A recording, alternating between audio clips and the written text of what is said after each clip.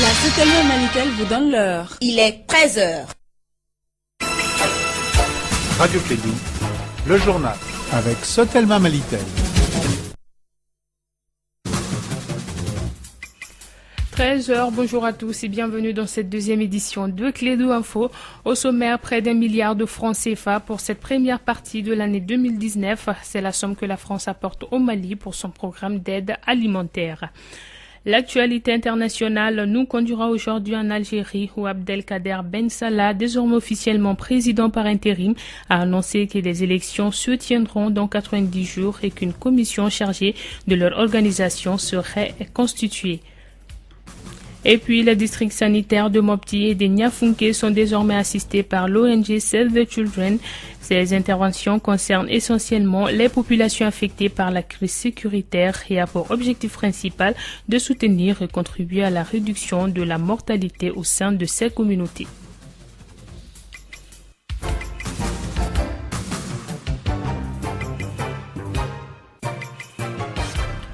Bienvenue dans cette deuxième édition de Clédou Info. Je vous le disais à l'instant, la France apporte une aide alimentaire au Mali d'un montant de près d'1 milliard de francs CFA pour cette première partie de l'année 2019.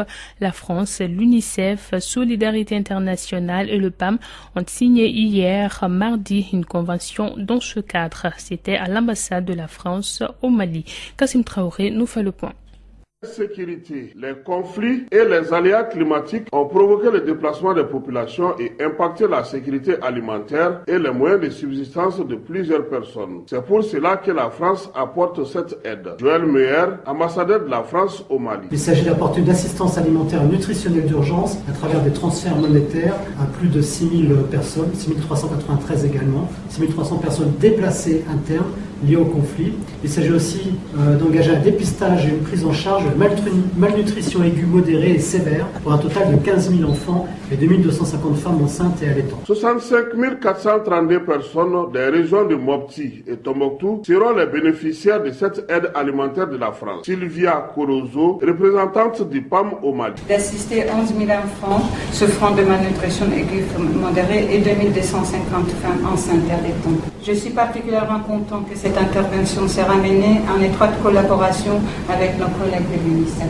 qui apporteront une assistance aux enfants souffrant de la malnutrition aiguë sévère et faciliteront le dépistage actif lors des campagnes intégrées. Félix Akebo, représentant de l'UNICEF au Mali. Cette généreuse donation de la France va donc permettre à l'UNICEF et au PAM d'apporter une aide alimentaire d'urgence à plus de 6 300 personnes déplacées par le conflit, fournir le traitement de la malnutrition à plus de 11 000 enfants de 6 mois à 5 ans souffrant de la malnutrition aiguë modérée et à 2 250 femmes enceintes ou allaitantes malnutries, d'atteindre 4 000 enfants de moins de 5 ans souffrant de malnutrition aiguë sévère, de dépister activement 30 000 enfants de 659 mois malnutris lors des campagnes intégrées.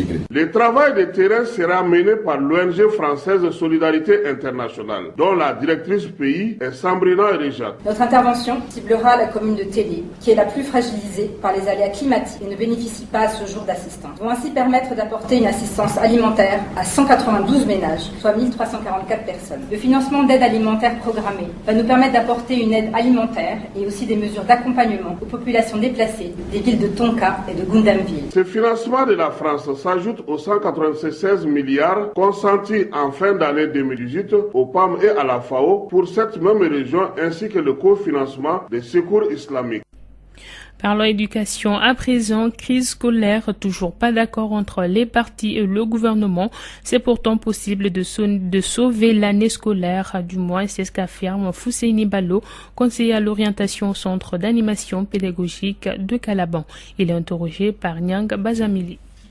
19. Tout est possible, mais il faut que les enseignants soient d'accord et que les enseignants soient motivés. Même s'il faut prolonger l'année scolaire dans les vacances, s'ils sont déterminés, ils sont motivés, ils peuvent tout faire en organisant des cours de rattrapage et même essayer de venir en dehors des heures de travail. Et quand l'enseignant est motivé, quand les enseignants veulent, ils peuvent tout faire. Ils sont des pédagogues, ils savent à quel moment les élèves sont épuisés ou bien à quel moment alors ils peuvent faire passer leur message. Ils sont formés pour ça. Ils ne vont pas alors les utiliser comme des machines. Non. Ils savent ce qu'ils font. Les enseignants savent la possibilité d'acquisition des enfants. Leur esprit, qu'est-ce que leur esprit peut supporter? Qu'est-ce que l'esprit ne peut pas supporter? Ils sont formés pour ça. Le développement de l'enfant, qu'est-ce qu'il peut supporter, qu'est-ce qu'il ne peut pas supporter? Quel âge il a? Et qu'est-ce qu'il peut faire, qu'est-ce qu'il ne peut pas faire? Les enseignants, ils le savent. Pour le même sujet, Amadou Koulibaly, secrétaire général du SINEB, syndicat national de l'enseignement de base, se prononce aussi. Nous l'écoutons. Je dirais d'abord que c'est vraiment catastrophique. Parce que depuis décembre 2019, les syndicats signataires du 15 octobre 2016 sont en grève répétitive depuis décembre 2018 jusqu'à nos jours. Et suite à ces grèves répétitives, il y a eu des négociations par-ci par-là entre nous et le gouvernement. Malheureusement, nous sommes à notre 5e préavis de grève. Jusqu'à présent, il n'y a pas de solution à la crise. Et par rapport à ces différentes négociations, verbalement, je dis bien, verbalement, il y a pour le moment 6 accords qui est là entre nous et le gouvernement, un accord partiel et 3 désaccords. Quand je dis verbalement, parce qu'en réalité, il n'y a pas eu un procès verbal de non-conciliation ou un procès verbal de conciliation. C'est ce qui est l'acte juridique pour dire que juridiquement, ces accords-là existent. Ça, il faut que cela soit précis. Pour le moment, là où nous sommes, où nous insistons, ça c'est par rapport à la prime de logement. Nous avons eu à rencontrer en mois de mars dernier le Premier ministre, qui est le chef du gouvernement, qui nous a démontré et qui a dit officiellement aussi que nous avons droit à cette prime de logement. Et dans notre mémoire en défense, nous avons demandé 100 000 francs pour la catégorie A, 80 000 francs pour la catégorie B2, 75 000 francs pour la catégorie B1 et 50 000 francs pour la catégorie C. Donc quand vous faites l'évaluation de ces montants à travers le nombre d'enseignants au Mali aujourd'hui qui fait 63 080 enseignants, toutes catégories confondues, cela va s'évaluer jusqu'à 63 milliards et quelques. Mais nous n'avons pas dit qu'il faut obligatoirement ces montants-là. Mais nous avons dit à l'État de faire des contre-propositions. Mais jusqu'à présent, l'État n'arrive pas à faire de contre-propositions, soit disant que les enseignants sont trop, ou bien souvent ils disent que s'ils donnent ça aux enseignants, les autres corps vont demander. Voilà pourquoi l'État est en train de traîner les pas par rapport à ce truc. C'était Amadou Koulibaly, le secrétaire général du SINEB, syndicat national de l'enseignement de base. Sur un autre sujet, le président de la République, Ibrahim Boubacar Keïta, a reçu ce lundi 8 avril 2019 à sa demande les leaders religieux, le cardinal Jean Zerbo et l'imam Mahmoud Diko. La rencontre fait suite à la grande mobilisation des religieux tenue le vendredi passé ici à Bamako. Suivant les impressions de quelques Bamakois, il s'exprime au micro d'Aston Diawara. J'appellerais une rencontre entre Ibeka et les chefs religieux, parmi lesquels il y avait les leaders religieux contestataires qui ont organisé une marche le 5 avril. Vous savez, à chaque fois qu'il est question de rencontre où on parle du Mali, on parle de l'unité du Mali, de l'apaisement du Mali, je pense que c'est une bonne chose, quels que soient les acteurs en face, pourvu que cette union, cette rencontre puisse aboutir à quelque chose de probant, puisse aussi être de nature à amener le Mali de loin, le Mali en avant. La rencontre avec Ibeka et les leaders religieux, c'était une bonne initiative. On attend voir le reste, ce qui va se passer et la réaction des uns et des autres. En tout cas, ce qu'on a vu sur leur thème quand même, c'était une bonne chose et chacun en parlait, chacun a dit ce qu'il pensait. Donc c'est le Mali qui compte. Mais l'application et la pratique, c'est autre chose. Si le camp de Mohamed dit qu'il va annuler la marche programmée pour le vendredi prochain, ou bien si la marche sera retenue, on le saura. Le dialogue était vraiment primordial parce que vis-à-vis de la situation du pays, au centre et aussi les groupes sociaux. Parce que si le président n'avait pas rencontré, la tension était montée. Et si j'étais sorti le vendredi prochain, tout le monde sait que ce qui allait se passer. Les leaders religieux en même temps trouver des solutions aux problèmes du centre du pays. Suite à cette rencontre, je pense que tout le monde devait magnifier cette rencontre-là. Effectivement, rien ne vaut la paix. Et comme on dit, bon, il y a beau avoir de guerre, ça va finir toujours autour d'une table de négociation. Donc effectivement, cette rencontre, je pense que ça ne devait pas être une surprise, parce que pire que ça, par la suite, ces dernières tournures ou bien ces événements que nous traversons, on a vu pire, mais par finir, les protagonistes se sont retrouvés. Ça prouve réellement. Il n'y a pas une redondance de parler de ça, ça conforte le diatigua malien. Moi, je crois que c'est une très bonne initiative du président. Le contexte même l'exigeait, en quelque sorte, parce que, comme on le dit, tout peut se résoudre dans le cadre du dialogue, quelles que soient les difficultés. Donc on a vu qu'avec la grande mobilisation du 5, il fallait faudrait que le président quand même réagisse, montrer à l'opinion et à l'ensemble des acteurs quand même qu'il a les soucis de l'apaisement. Ce faisant, je crois qu'il n'y avait pas dans les shows, c'était la meilleure manière de les rencontrer et savoir ce qu'il veut concrètement.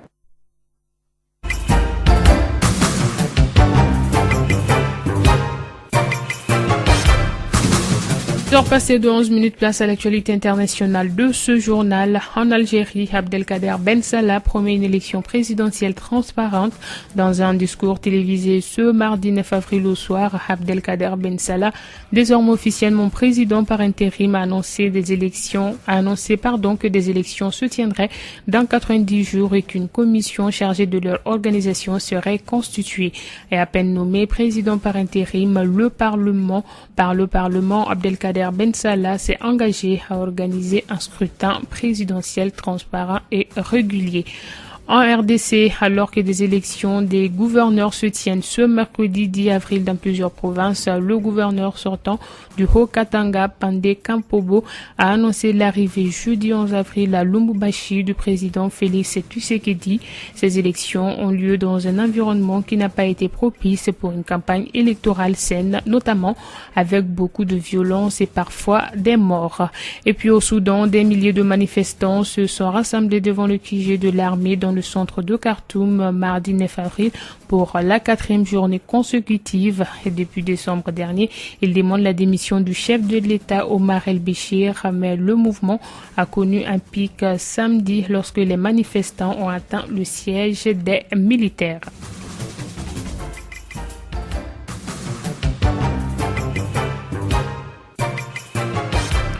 Retour à l'actualité nationale, les districts sanitaires de Mopti et de Niafunké assistés par l'ONG Save the Children.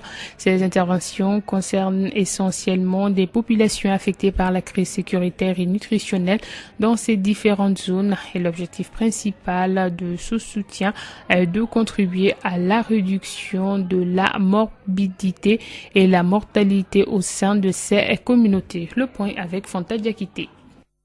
Quelle réponse aux besoins en santé et nutrition des populations affectées par la crise au nord et au centre du Mali? Pour apporter une réponse adéquate à cette problématique, Save the Children adopte une stratégie axée sur l'amélioration de la qualité de la prise en charge, l'autonomisation des actions de prévention au niveau communautaire et le renforcement de capacité des ASACO et le suivi du plaidoyer budgétaire en nutrition. Badra Aliou Traoré, conseiller technique nutrition à Save the Children. Là, on sait que la situation humanitaire est plus que jamais dégradée au Mali. Ça ne s'améliore pas. Donc, il y a plus de cas de malnutrition qui sont attendus. On a besoin de plus d'aide, plus d'assistance, que ce soit en santé et nutrition. Mais les performances, là, c'est vraiment les performances d'une structure de santé qui peut être bien ou mal selon le contexte. Cette approche demande l'implication des communautés de Mopti et de Niafunké pour la bonne marche des activités. Dr Modibo Fofana, médecin-chef du district sanitaire de Niafunké. Save a donné au district sanitaire de Niafunké 5 animateurs sur terrain qui essaient de sensibiliser la population par rapport aux problèmes de santé pour qu'il y ait plus de fréquentation au niveau des centres de santé et que les populations aussi puissent réellement faire un changement de comportement pour pouvoir avoir accès aux services de santé de qualité. Cependant, l'intervention de Save the Children est confrontée à plusieurs défis, selon son directeur pays Amavi Akpamabo. Des défis liés à l'accès humanitaire. Vous savez que c'est des zones dans lesquelles il est difficile d'accéder parfois à certaines populations vu le contexte actuel. Nous avons des défis liés au changement de comportement à cause des barrières socio-culturelles qui empêchent par exemple l'adoption de comportements plus positifs à la santé et à la nutrition. Et nous avons des défis liés par exemple au financement pour étendre nos opérations à tous les districts sanitaires de cette zone d'intervention. Toutefois, le bilan des interventions de mai 2018 à avril 2019 est jugé satisfaisant. La prise en charge de la malnutrition aiguë sévère étant progressive à Mopti, sur le nombre d'enfants admis, il y a eu un taux de 98% de guérison avec 2% d'abandon et à Niafunké, 91% de guérison avec 8% d'abandon. Et puis, paix et réconciliation, c'est le thème de la 14e édition de la soirée salsa de la Radio Clédou. Elle est prévue cette année pour le 27 avril 2019 à l'hôtel Dounia Azalaï, le Grand Hôtel de Bamako. Le président de la commission d'organisation de la soirée, Rythmo Kubano, Mamadou Doumbia, est au micro de Bibata Touré.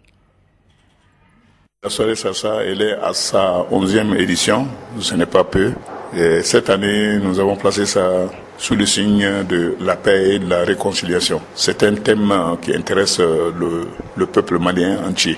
Donc cette année, comme d'habitude, c'est Taras et Colestier qui vont animer la soirée. Et ça, c'est en live. Et il y aura la platine de la Radio Clédou avec Bouakar Diarra Bouki, qui est un très grand animateur de la salsa et de l'émission salsa. Le Mali aspire à la paix et à la réconciliation actuellement. Nous sommes un pays qui est en insécurité dans certaines parties du pays. Donc si nous plaçons le thème sous le signe de paix et réconciliation, je crois qu'il n'y a pas mieux que ça. Non seulement nous invitons les gens à danser, mais parallèlement les inviter aussi à aller dans le même sens. Tout le monde, toutes les composantes de la société sont conviées. Ce thème-là est évocateur. Nous nous amusons, mais au-delà, nous savons que le Mali est à la quête de quelque chose que nous avons perdu. Donc nous souhaitons vivement, à travers la soirée salsa, sur l'émission, c'est de l'objectif, mais aussi, comme nous avons déjà initié, c'est entrer dans les habitudes. Bon, donc, chaque année, nous consacrons une soirée pour emmener tous les auditeurs, les inconditionnels, à la découverte de leur animateur vedette. Et cette fois-ci, ce serait vraiment de vive voix. Et c'est mieux comme ça. C'est-à-dire, la radio, c'est la magie. Nous, on a des amoureux et des sympathisants qui ne te connaissent pas et qui ont l'occasion, pour une soirée, vraiment de partager tout avec celui qu'ils appellent le démon de minuit. Voilà, la 11e édition de la soirée salsa se tiendra donc le 27 avril prochain à l'hôtel Dounia Azalaï, le Grand Hôtel de Bamako. Un rendez-vous à ne surtout pas manquer.